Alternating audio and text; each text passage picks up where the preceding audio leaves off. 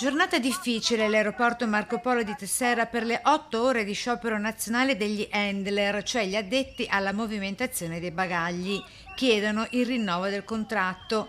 A protestare anche gli operatori alla sicurezza per l'aumento beffa, dicono, dello stipendio e pari a 28 centesimi all'ora. Siamo in una situazione veramente insostenibile. Siamo abbandonati a noi stessi in situazioni di sfruttamento e sotto organico costante. Per lo sciopero, traffico aereo paralizzato con disagi e caos passeggeri, con oltre un centinaio di voli cancellati o sospesi, con le immancabili lunghe code ai banchi check-in, tre imbarchi chiusi o in attesa di un decollo più e più volte rinviato. Noi chiediamo di avere dignità salariale e lavorativa. Siamo abbandonati a noi stessi e dobbiamo sopperire alle carenze di una malgestione. Turni massacranti, denuncia Triveneto Sicurezza, per uno stipendio certamente inadeguato per mansioni e competenze e non ultimo stress emotivo. È giunto il momento di cambiare rotta e di ridare un